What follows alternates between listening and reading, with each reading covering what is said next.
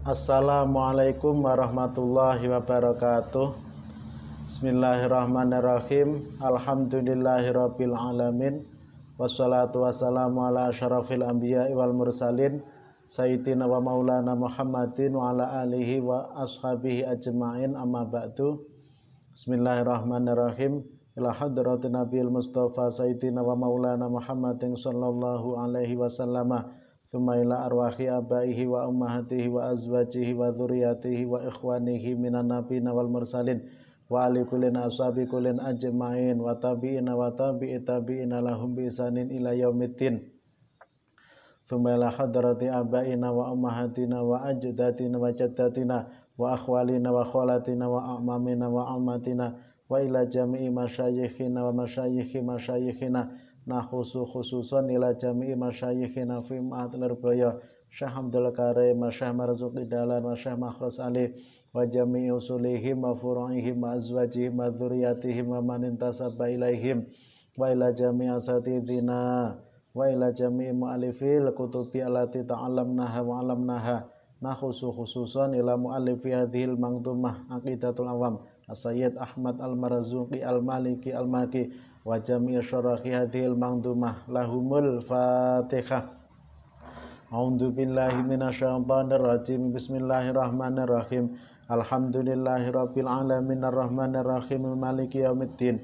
Iyyaka na'budu wa iyyaka nasta'in ihdinas siratal mustaqim siratal ladzina an'amta 'alaihim ghairil maghdubi 'alaihim waladdallin. Amin. Para mahasantri yang berbahagia, setelah pada pertemuan pertama kemarin kita membaca nadam yang pertama dari Manzumah Aqidatul Awam ini, pada pertemuan pagi ini kita akan melanjutkan untuk membaca nadam yang kedua. Baik, langsung kita mulai. Bismillahirrahmanirrahim.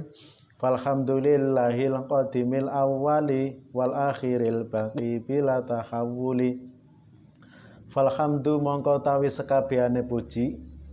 Falhamdu mongko tawi sekabehane puji iku lillahi tetep kagungane Gusti Allah. Iku lillahi tetep kagungane Gusti Allah. Sifat Gusti Allah al-qadimi kang dingin tanpa kawitan. Al-qadimi kang dingin tanpa kawitan. Dingin iku dahulu nggih bahasa Jawa, bukan dingin.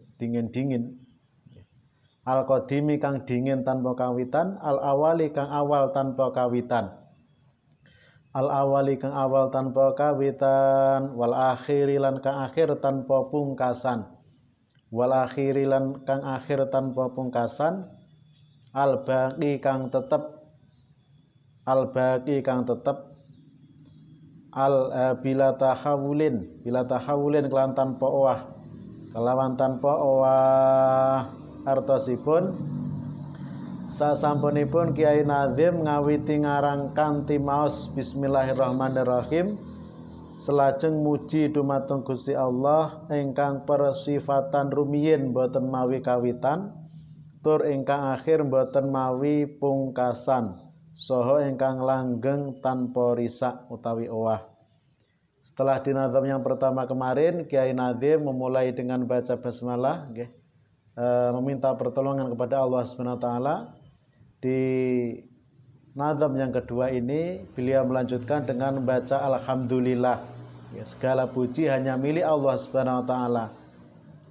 Kita tahu bahwa memuji itu dibagi menjadi 4. Memuji itu ada 4 macam. Yang pertama adalah hamdu qadimin niqadimin. Memujinya Allah Subhanahu wa taala terhadap zatnya Allah sendiri, sebagaimana dawuhnya Gusti Allah, nikmal maula wa ni'man nasir. Allah sebaik-baiknya zat yang menjadi pemimpin maula, dan nikman nasir sebaik-baiknya zat yang menolong. Yang kedua hamdu qadimin li haditsin, memujinya Allah terhadap makhluk, sebagaimana memujinya Allah pada beliau kanjeng Nabi Muhammad sallallahu alaihi wasallam. Allah mengatakan wa innaka la'ala khuluqin adzim.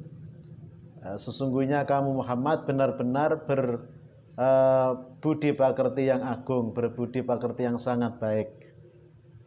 Kemudian ketiga hamdu haditsin qadimin, memujinya makhluk terhadap Allah Subhanahu wa taala. Sebagaimana dawuhnya Sayyidina Isa alaihissalam, Sayyidina Isa mengatakan, ta'lamu ma fi nafsi wala a'lamu ma fi nafsik. Wahai Tuhanku, engkau mengetahui apa yang ada di dalam hatiku dan aku tidak mengetahui apa yang ada di dirimu. Kemudian yang keempat adalah hamdu hadithin li hadithin, memujinya makhluk terhadap sesama makhluk. Ya, sebagaimana memujinya Kanjeng Nabi Muhammad SAW terhadap Sayyidina Abu Bakar Siddiq. Kanjeng Nabi pernah mengatakan, ma tola'at asyamsu wala gharabat min ba'di ala rajulin afdhala min Abi Bakar Siddiq. Kanjeng Nabi mengatakan, matahari tidak terbit dan juga tidak terbenam setelahku, ya, terhadap seorang laki-laki yang lebih utama melebihi Sayyidina Abu Bakar Siddiq.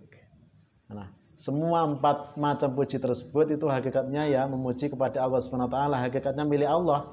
Sebab kalau kita memuji orang lain karena kepintarannya, karena kecerdasannya, karena kebaikannya, itu yang memberikan ia pintar, baik, pandai itu adalah Allah Subhanahu wa taala. Berarti secara tidak langsung ya kita memuji Allah, semua puji hanya milik Allah. Kemudian Allah Al-Qadim, zat yang maha dahulu. Qadim ini artinya al-maujud alladzi laisa liwujudi ibtidaun wal maujud alladzi lam yazal. Qadim artinya zat yang wujudnya itu tidak ada ibtidaknya dan juga wujudnya tidak ada sirnanya. Kemudian awal, Allah zat yang maha awal. Awal itu artinya alladzi la iftitaha liwujudihi. Wujudnya Allah itu tidak ada iftitahnya. Kemudian al-akhir, Allah zat yang maha akhir. Akhir itu artinya alladzi la ihtitama liwujudihi. Wujudnya Allah tidak ada khotamnya, tidak ada habisnya. Al-baqi ad-daim alladzi la yazul. Al-baqi atau yang tetap itu artinya ad-daim alladzi yazul. Allah itu tidak akan sirna. Kalau manusia atau makhluk ini wujudnya ada ibtidaknya, ada iftitahnya, juga nanti akan sirna. Tapi kalau Allah tidak, wujudnya Allah tidak ada iftitahnya, tidak ada ibtidaknya, dan juga Allah tidak akan sirna. Dan kita lanjutkan. Mantap yang ketiga, tsumma sholatu wa salamu sarmada ala nabiyyi khairi man qad wahada wa alihi wa sahbihi wa man tabi sabila dinil haqqi ghaira mubtadi. Tsumma sholatu nuli utawi tambahi rahmat ta'zim. Tsumma sholatu nuli utawi tambahi rahmat ta'zim wassalamu lan ruba keselamatan. Wassalamu lan ruba keselamatan sarmadan ing dalem selawase. Sarmadan ing dalam selawase iku ala nabiyyi, muga tetep ing atase Kanjeng Nabi. Lafat ala nabiyyi ini bitasdidil ya, dengan membaca tasdid ya-nya nabiyyi, mengikuti wazan fa'ilun, nabiyun atau akhirnya nggih, dari masdar nubuwah. Nabiyun dari masdar nubuwah. Ya, kemudian setelah proses menjadi nabiyun. Nubuwah ini artinya adalah tempat yang tinggi. Al-makan al-murtafi. Kanjeng Nabi diberi nama dengan Nabi, dinamakan Nabi karena marfu rutbah. Beliau adalah orang yang tinggi derajatnya, orang yang ditinggikan derajatnya. Arafi rutbati man tabi'ahu, atau Kanjeng Nabi ini adalah orang yang meninggikan derajatnya orang yang mengikuti beliau.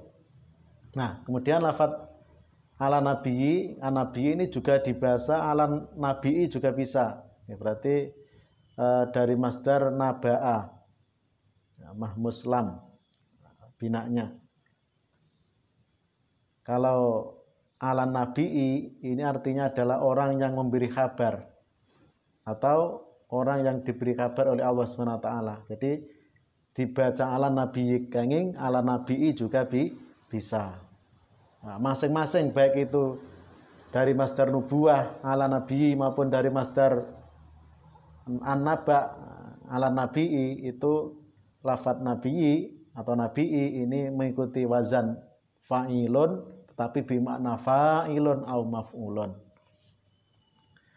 Kemudian kita lanjutkan, khairiman kang dadi luweh bagus-bagusi wong, utawa huwa khairuman iku dadi luweh bagus-bagusi wong. Qad wahada kang teman-teman ngijekaken sapa man. qad wahadakan teman-teman ngijeaken utawa mengesakan sapa man wa alihi lan muga tetep ing atase pira-pira keluargane Kanjeng Nabi lan muga tetep ing atase pira-pira keluargane Kanjeng Nabi wasobihi lan pira-pira sahabate Kanjeng Nabi lan pira-pira sahabate Kanjeng Nabi waman lan wong tabi'a kang manut sapa man sabila dinil haqi ing dalane agama kang hak sabila dinil haqi ing dalane agama kang hak waira mutadiin khali ora gawe bid'ah atau model waira mutadiin khali ora gawe bid'ah atau gawe model artosipun saksampunipun muji dumateng Gusti Allah selajeng nyuwunaken tambahipun rahmat kawelasan saha keselamatan kagem Kanjeng Nabi Muhammad sallallahu alaihi wasallam ingkang persifatan langkung sae-saenipun tiyang ingkang nyuwijiaken dumateng Gusti Allah saha kagem keluarganipun lan para sahabatipun saha tiyang ingkang manut dhateng marginipun agami ingkang leres sarana boten damel kemodelan utawa bid'ah. Di nazam yang ketiga dan keempat ini beliau Kiai Nazim tak lupa membacakan sholawat memintakan rahmat dan salam kepada Kanjeng Nabi Muhammad SAW, di mana Kanjeng Nabi ini lebih utama-utamanya orang yang mengesahkan terhadap Allah SWT, dan juga rahmat serta salam dikirimkan kepada keluarganya Kanjeng Nabi. Dan karena ini adalah makom donga, yang dimaksud dengan keluarga di sini adalah jami'ul mukminin, semua orang mukmin termasuk kita. Jadi sebagaimana pendapat yang dipilih oleh Imam An-Nawawi bahwa yang dimaksud dengan keluarga kalau makom donga ini adalah semua orang Islam. Tapi kalau bab zakat dan bab yang lain, ini yang dimaksud keluarganya Kanjeng Nabi adalah keturunan Bani Hashim dan Bani Muthalib. Tapi kalau ini adalah donga nggih, makam donga, maka yang dimaksud dengan alihin adalah jami'ul mukminin, semua orang mukmin. Wasobi dan sahabatnya Kanjeng Nabi. Sahabatnya Kanjeng Nabi adalah beliau nggih orang-orang yang pernah berkumpul dengan Kanjeng Nabi dalam keadaan iman, dan Kanjeng Nabi sudah diangkat menjadi rasul nggih, dan bertemunya dengan Kanjeng Nabi ini di bumi, tidak di langit nggih. Meskipun orang yang bertemu dengan Kanjeng Nabi tersebut atau orang tersebut ini belum tamyiz, atau ia tidak merasa bahwa orang yang ia temui adalah Kanjeng Nabi, ini masih dikatakan sahabat. Waman tabi, sholawat serta salam juga diaturkan atau dikirimkan pula kepada orang-orang yang mengikuti sabila dinil haq, yang mengikuti jalannya agama ghairul mutadi, dan orang tersebut ini tidak membuat bid'ah. Yang dimaksud dengan jalan di sini adalah hukum-hukum asyariyah, al-ahkam asyariyah. Dan yang dimaksud dengan al-haq di sini adalah kullu ma wafaqal kitaba was sunnata wal ijma' wal qiyas. Ya, setiap sesuatu atau hukum yang sesuai dengan Al-Qur'an, sunnah, ijma' dan qiyas. Berarti yang dimaksud dengan tabi'a sabilil haq, man tabi'a sabilil haq adalah orang-orang yang mengikuti hukum-hukum syariat, hukum-hukum agama yang sesuai dengan Al-Quran, hadis, ijma' dan qiyas. Ghairul mutadi, dan orang tersebut tidak membuat bid'ah atau model. Orangnya tidak ahli bid'ah. Kemudian apa yang dimaksud dengan bid'ah? Ini sedikit kita membahas tentang masalah bid'ah. Kita bisa lihat di dalam kitab Nurul Dholam, merupakan salah satu syarah dari kitab Mangdum Aqidatul Am ini.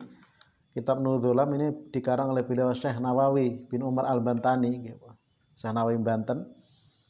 Beliau mengatakan bahwa bid'ah itu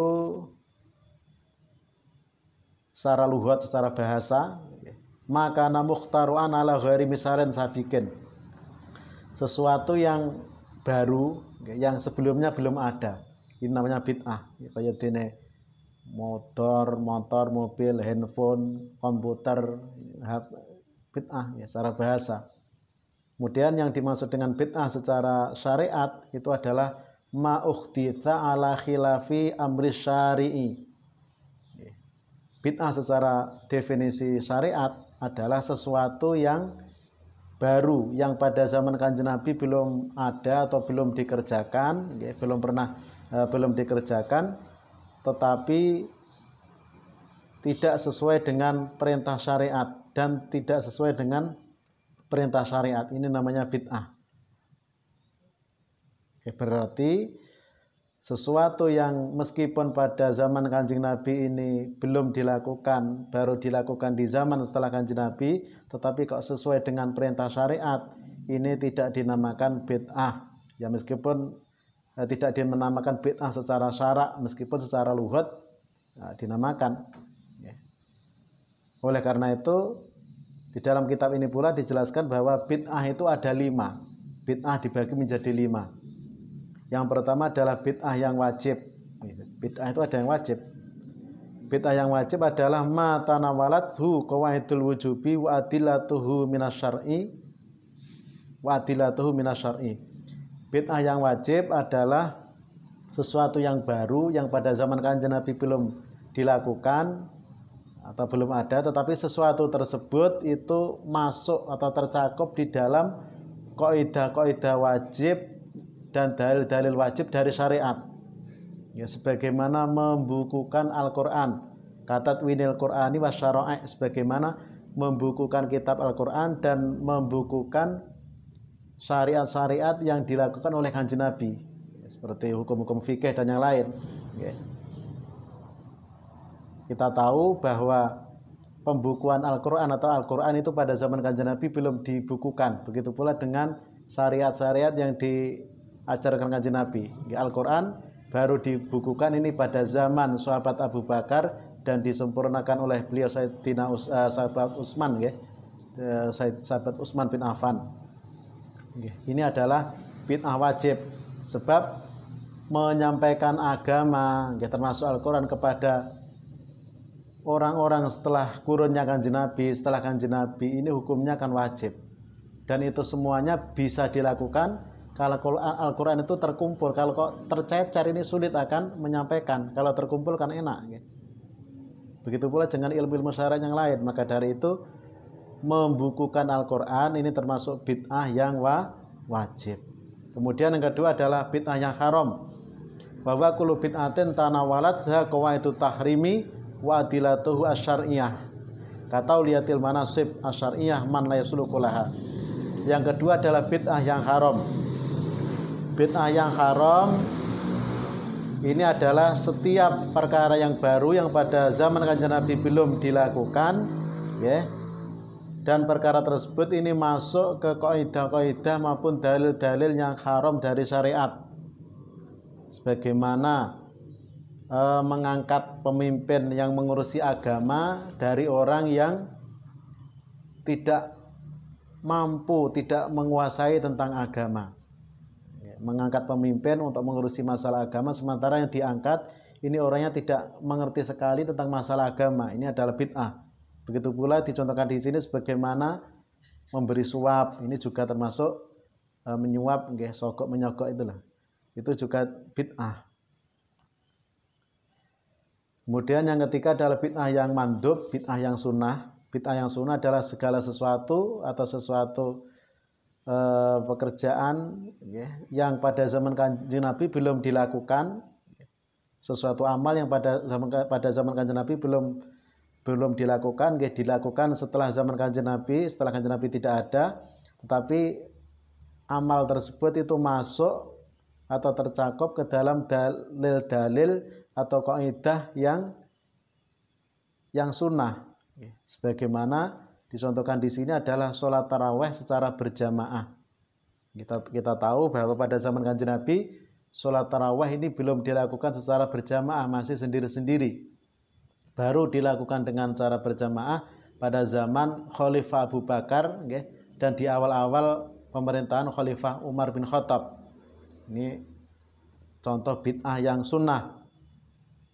Begitu pula tentang kebaikan-kebaikan atau wa kullu ihsanin lam yu'ahad fi zamanil awal. Setiap kebaikan-kebaikan yang pada zaman Kanjeng Nabi belum dilakukan di akhir zaman ini juga termasuk bid'ah yang sunnah.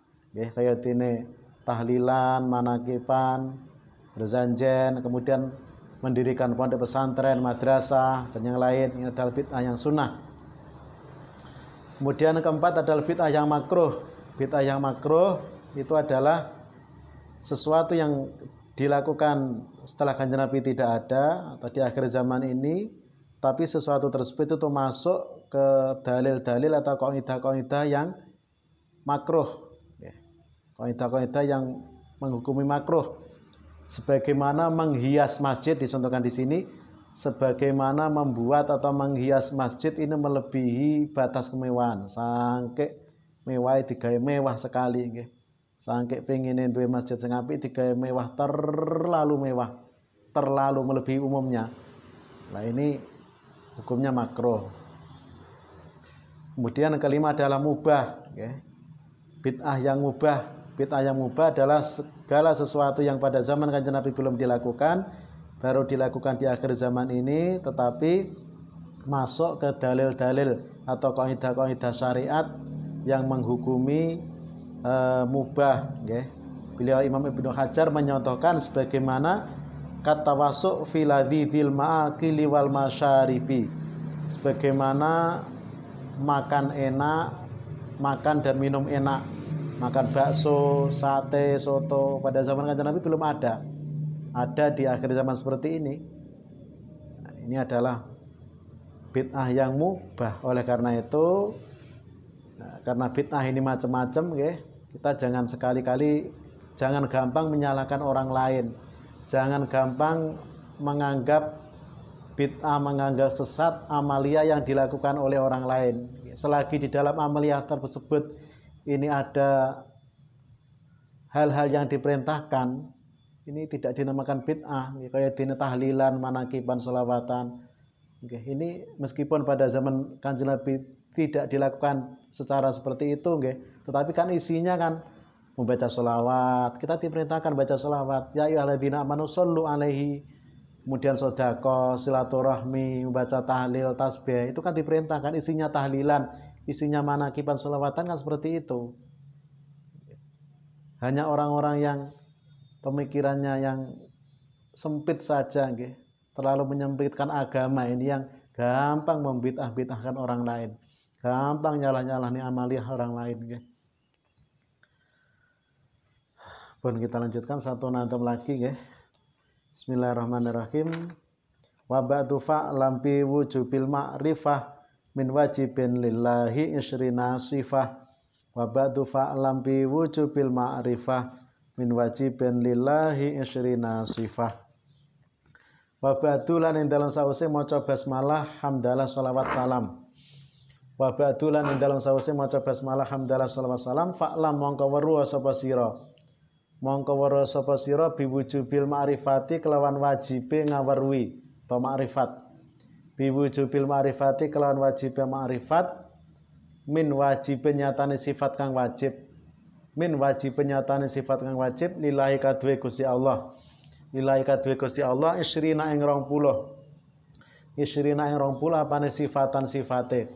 Isrina ing 20 apane sifatan sifate, artosipun Kiai Nazim sak sampunipun maos basmalah, alhamdulillah, sholawat lan salam, selajeng ngendika ingkang surahosipun mekaten, kita tiang mukallaf supados nyumerapi saha nekotaken dhateng sifat kalih dosa ingkang wajib kagunganipun Gusti Allah kanthi princi, karanten nyumerapi saha nekotaken sifat kalih dosa ingkang wajib kagunganipun Gusti Allah punika wajib tumrap tiyang mukallaf. Beliau Syekh Muhammad Nawawi bin Umar Al-Bantani di dalam kitab Nurul Dolam, di dalam memahami nazam yang kelima ini, beliau menjelaskan bahwa yajibu ala kulli mukallafin bisyar'i ayya'rifa isrina sifatan mufassolatan ma'tiqadi anna lillahi ta'ala wajibatin wa kamalatin la tatanaha. Bahwa bagi semua orang mukallaf itu orang yang sudah beragama Islam, sudah balik dan berakal, ini mukallaf. Bagi semua orang mukallaf wajib secara syariat untuk makrifat, untuk mengetahui terhadap 20 sifat yang wajib bagi Allah secara tafsil, secara terperinci. Di samping itu semua orang mukallaf juga wajib meyakini bahwa Allah Subhanahu wa taala mempunyai sifat-sifat yang wajib dan sifat-sifat yang sempurna yang tidak ada batasnya. Jadi di samping kita wajib untuk makrifat, mengetahui 20 sifat yang wajib bagi Allah secara terperinci, kita juga wajib meyakini bahwa Allah Subhanahu wa taala mempunyai sifat-sifat wajib dan sifat-sifat yang sempurna yang tidak ada batasnya, tidak ada 20 saja. Tetapi yang wajib untuk kita ketahui dan kita yakini secara terperinci ini 20. Kemudian apa yang dinamakan dengan makrifat? Apakah hanya tahu saja atau yakin saja? Ini kita lihat. Apa itu makrifat? Wa haqiqatul makrifat hiya al-jasmu al-muwafiqu lil haqqi an dalilin. Yang dinamakan makrifat itu adalah kemantapan hati, kemantapan hati, keyakinan terhadap sesuatu yang sesuai dengan kenyataan yang benar. Dan kemantapan tersebut ini munculnya dari dalil. Ini namanya makrifat. Lain halnya ketika kemantapan hati seseorang terhadap keyakinan terhadap sesuatu itu tidak sesuai dengan kenyataan yang benar, ini tidak dinamakan makrifat. Sebagaimana kemantapannya orang non-Islam yang meyakini Tuhan itu beranak, sangat mantap sekali, tapi kemantapannya ini tidak dinamakan makrifat terhadap kenyataannya, sebab kenyataan yang benar Tuhan itu tidak beranak. Begitu pula tidak dinamakan dengan makrifat kemantapan hati terhadap sesuatu yang benar, tetapi kemantapan tersebut ini tidak muncul dari dalil. Kemantapan tersebut itu karena mengikuti ucapannya orang lain ataupun ketetapannya orang lain. Saya contohnya begini. Kita mengetahui dan percaya terhadap 20 sifat yang wajib bagi Allah. Kita ambil satu saja, sifat wujud.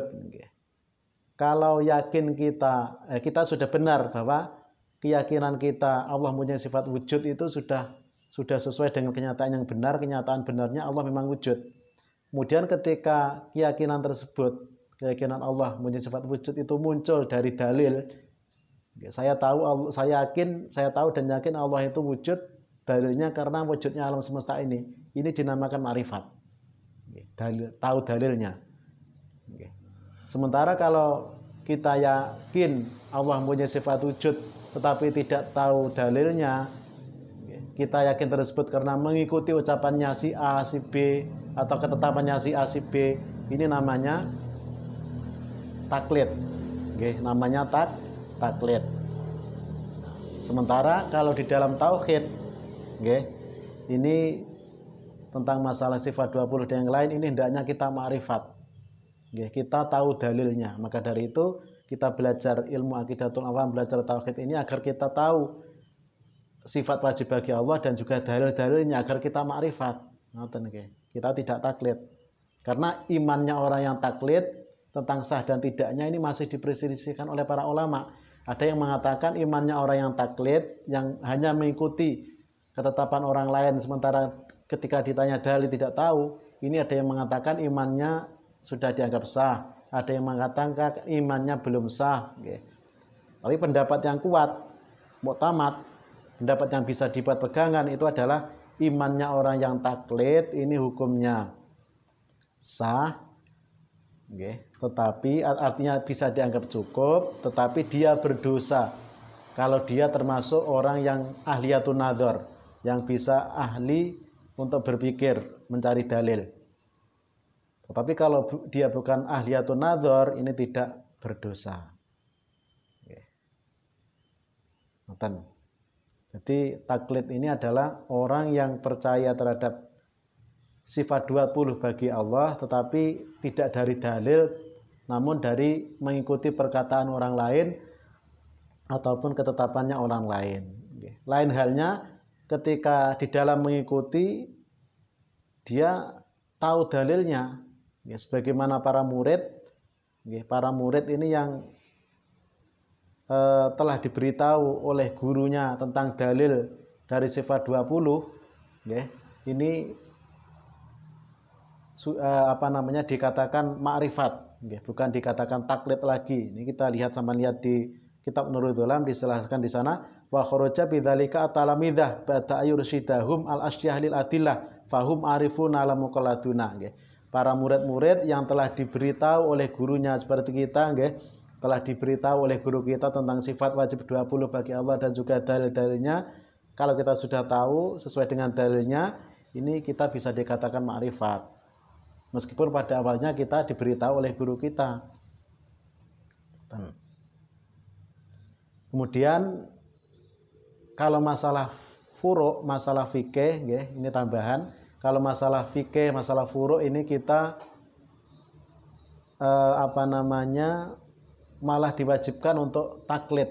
Bagi kita yang tidak mampu untuk ijtihad, ini wajib untuk taklid. Itu kalau dalam masalah furu', masalah fikih. Tapi kalau masalah tauhid, kita hendaknya ma'rifat. Sebab imannya orang yang taklid ini masih diperselisihkan oleh para ulama tentang sah dan tidaknya atau mencukupi dan tidaknya. Tapi kalau masalah fikih, kalau kita ini bukan ahli ijtihad, jauh sekali dari ahli ijtihad, kita ini wajib untuk taklid, ikut terhadap salah satu madhab 4. Pun teman-teman yang berbahagia, pertemuan kita pada pagi hari ini kita cukupkan sampai di sini dulu. Apabila ada keterangan saya yang salah, tolong sama betulkan, dan apabila ada kekurangan dari segi apapun, saya mohon maaf yang sebesar-besarnya. Saya akhiri, wallahul muwaffiqu ila aqwamit thoriq. Wassalamualaikum warahmatullahi wabarakatuh.